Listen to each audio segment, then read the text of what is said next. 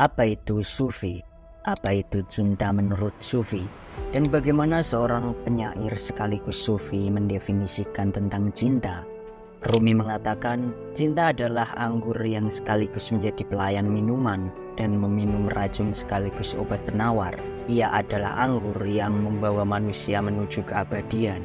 Seorang pecinta akan terisi anggur cinta sehingga ia akan menjadi botol anggur itu sendiri. Dari pernyataan itu, maka dalam pembahasan kali ini kita akan menyelami tentang sosok Rumi dan mengenai apa yang dimaksud dengan sufisme, sejarahnya, dan tentu saja mengenai pengertian cinta menurut Rumi.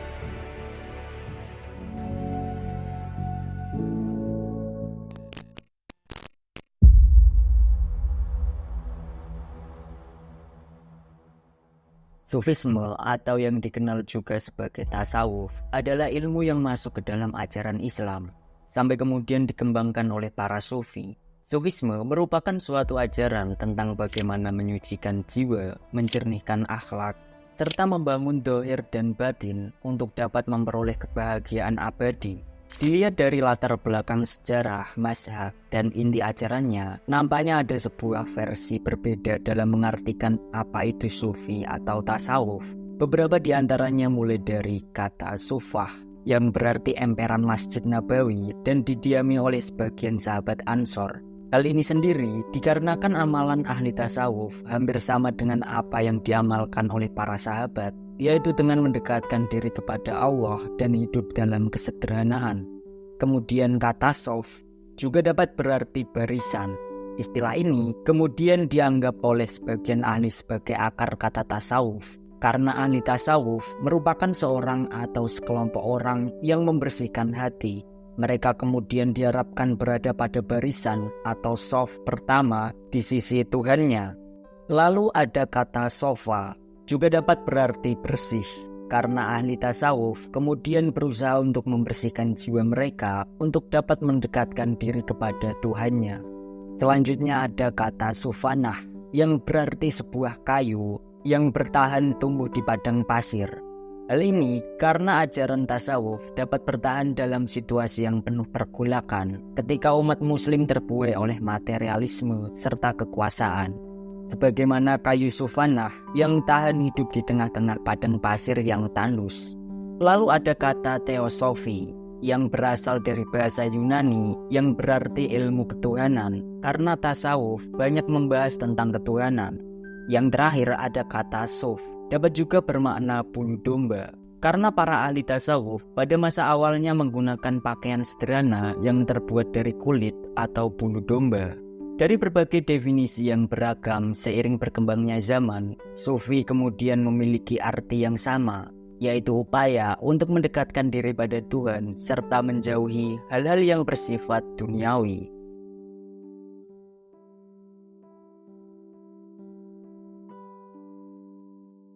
Meskipun secara esensi dipraktikkan sejak awal mula Islam, namun istilah tasawuf tidak dikenal pada masa kehidupan Nabi Muhammad dan para sahabat.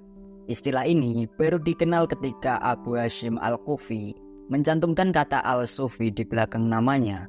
Namun bukan berarti dia adalah sufi pertama, karena sebelumnya sudah ada tokoh-tokoh sufi terkenal seperti Hasan Al-Basri. Sebelum istilah tasawuf dikenal di masa awal, bentuk-bentuk tasawuf pada mulanya adalah gerakan kejujuran atau kesederhanaan yang merupakan bentuk tertua dari sufisme. Hasan Al-Basri, seorang tabi'in yang hidup di abad ke-8 Hijriah, merupakan murid dari Huzaifah bin Al-Yaman yang merupakan sahabat sekaligus kepercayaan Nabi dengan julukan Sohibu Sirri Rasulullah atau pemegang rahasia Rasulullah. Hasan Al-Basri yang sangat terkenal dengan kehidupannya yang sederhana dan zuhud membuatnya didaulat dikenal sebagai tokoh awal sufisme. Namun hidup sederhana dan zuhud bukanlah hal asing di masa itu, karena Nabi Muhammad dan para sahabat adalah tokoh-tokoh awal yang menjalani kehidupan seperti demikian. Bahkan di masa-masa sebelum Islam, Muhammad muda kerap berkholwat di Gua Hiro untuk mensucikan dirinya dan menjauh dari masyarakat jahiliyah. Sebenarnya, banyak pendapat yang pro dan kontra mengenai asal-usul ajaran tasawuf. Apakah ia berasal dari luar atau dari dalam agama Islam sendiri? Sebagian pendapat mengatakan bahwa paham tasawuf merupakan paham yang sudah berkembang sebelum Nabi Muhammad menjadi Rasul. Sedangkan sebagian lainnya berpendapat bahwa asal-usul ajaran tasawuf berasal dari zaman Nabi Muhammad. Ada juga pendapat lain yang menyebutkan tasawuf muncul karena faktor politik ketika terjadi pertikaian antar umat Islam pada zaman Khalifah Utsman bin Affan dan Ali bin Abi Thalib yang berlanjut terus hingga beberapa abad kemudian. Lalu muncullah gerakan tasawuf sebagai perlawanan atas pertikaian yang ada, yang dipelopori oleh Hasan al-Basri pada abad kedua Hijriah, dan kemudian diikuti oleh tokoh-tokoh lain seperti Sufyan ats-Tsauri dan Rabi'ah al-Adawiyah.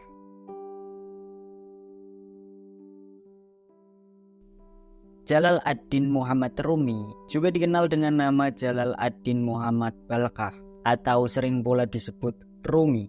Ia adalah seorang penyair sufi Persia, seorang teologi Maturidi, sekaligus ulama yang lahir di kota Balkah, Afghanistan. Ayahnya yang masih merupakan keturunan Abu Bakar bernama Bahauddin Walad, sedangkan ibunya berasal dari keluarga kerajaan Khwarizmi. Ayah Rumi merupakan seorang cendekia yang soleh, berpandangan ke depan, dan seorang guru yang terkenal. Saat Rumi berusia 3 tahun, karena terancam oleh serbuan bangsa Mongol, keluarganya meninggalkan Balkah melalui Khorasan dan Suriah sampai ke provinsi Rum di Anatolia Tengah yang merupakan bagian Turki saat ini. Mereka menetap di Konya, ibu kota provinsi Rum. Dalam pengembaraan dan pengungsiannya tersebut, keluarganya sempat singgah di kota Nisapur. Di kota ini, saat Rumi berusia 6 tahun, ayahnya mengajak Rumi bertemu dengan seorang sufi terkenal, yaitu Fariduddin Attar, yang meramalkannya akan termasyhur dan akan menyalakan api gairah ketuhanan. Pada tahun 1244 Masehi, Rumi bertemu dengan syekh spiritual lain, Syam dari Tabrizi, yang mengubahnya menjadi sempurna dalam ilmu tasawuf. Lalu setelah Syam at-Tabrizi wafat, Rumi kemudian bertemu dengan Husamuddin Golabi dan mengilhaminya untuk menuliskan pengalaman spiritualnya dalam karya monumentalnya, yakni Matsanawi Ma'nawi. Ia mendiktekan karyanya kepada Husamuddin sampai akhir hayatnya pada tahun 1273 Masehi. Menurut Rumi, yang diciptakan pertama kali oleh Tuhan ialah cinta. Pada dasarnya, Rumi menganggap cinta sebagai kekuatan kreatif paling dasar yang menyusup dalam setiap makhluk dan menghidupkannya. Cinta juga yang bertanggung jawab atas terjadinya evolusi alam yang awalnya anorganik, yang berstatus rendah, menuju level tertinggi pada diri manusia. Bagi Rumi, cinta merupakan penyebab dari gerakan dalam dunia materi. Bumi dan langit berputar demi cinta. Ia berkembang dalam tumbuhan dan bergerak dalam makhluk itu. Cinta pula yang menggabungkan partikel-partikel kecil suatu benda. Berkat cinta, tumbuhan dapat tumbuh, juga membuat semua hewan berkembang biak. Dalam bayangan Rumi, kadangkala cinta digambarkan sebagai api yang membakar segala yang ada di depannya, kecuali sang kekasih. Karena cinta ilahiyah mampu menjauhkan kita dari sifat syirik dan mengangkatnya menuju tingkat tertinggi dari tauhid.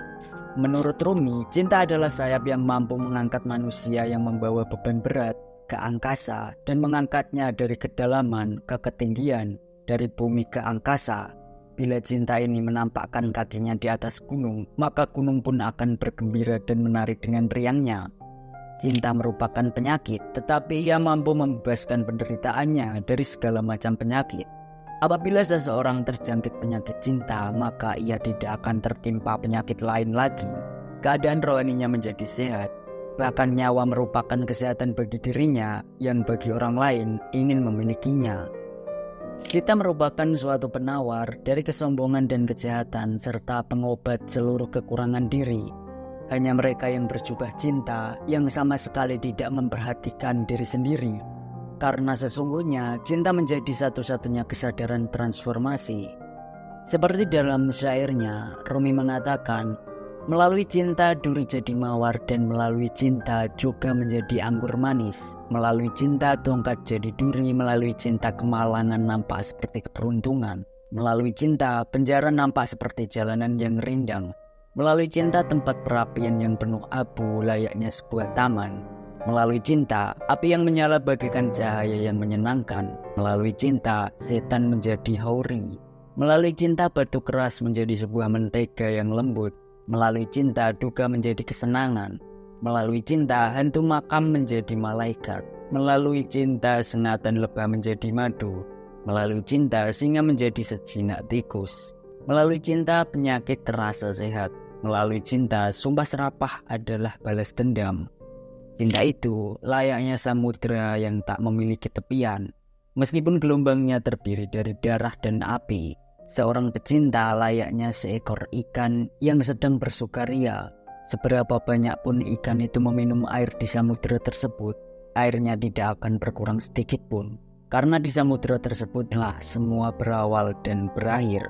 Bagi Rumi, cinta adalah anggur yang sekaligus menjadi pelayan minuman dan meminum racun sekaligus obat penawar. Ia adalah anggur yang membawa manusia menuju keabadian. Akibat anggur seperti itu, setiap orang akan merasakan panas, sehingga pakaiannya nampak terlalu ketat dan kemudian ia melepaskan penutup kepalanya dan membuka ikat pinggangnya.